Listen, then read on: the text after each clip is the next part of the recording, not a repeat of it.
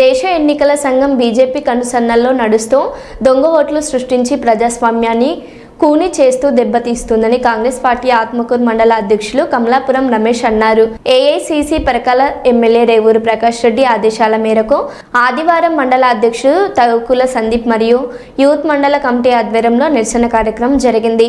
Election commission BJP ప్రభుత్వానికి వ్యతిరేకంగా పెద్ద ఎత్తున కాంగ్రెస్ పార్టీ శ్రేణులతో కలిసి అంబేద్కర్ సెంటర్ వద్ద కొవ్వొత్తులతో నిరసన చేసి పాత బస్టాండ్ వరకు భారీ ర్యాలీ చేశారు. అనంతరం కమలాపురం రమేష్ మాట్లాడారు. అందరికీ నమస్కారం. మనందరికీ తెలుసు, మన రాజ్యాంగం కల్పించినటువంటి హక్కులలో ఓటు హక్కు అనేది మన భారత పౌరులకు ఎంతో ముఖ్యమైనది.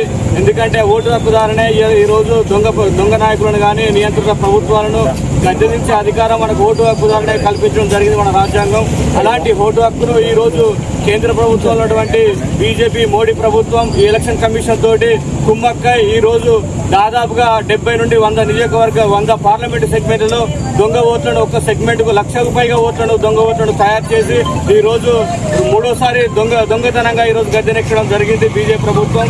మేము ఒకటే డిమాండ్ చేస్తూ ఉన్నాం.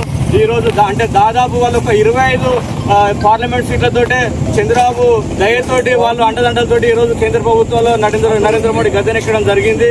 అంటే మాకు ఇండియా కూటమికి రాహుల్ గాంధీకి కానీ ఒక 75 సీట్లు అంటే 75 నుండి 100 సీట్ల లోపు అంటే ఈ రోజు బీజేపీ ప్రభుత్వం గద్దెనెక్కేది కాదు.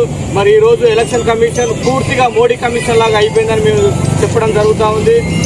ఇప్పటికైనా కూడా ఎలక్షన్ కమిషన్ దేశ ప్రజలపైన రాజ్యాంగం పైన చిత్తశుద్ధి ఉంటే వెంటనే రాజీనామా చేసి మోడీ కూడా రాజీనామా చేసి ఇమీడియట్లీ మళ్ళీ పార్లమెంట్ ఎలక్షన్ పెట్టాలని మా యువజన కాంగ్రెస్ పక్షాన మేము డిమాండ్ చేయడం జరుగుతూ ఉంది.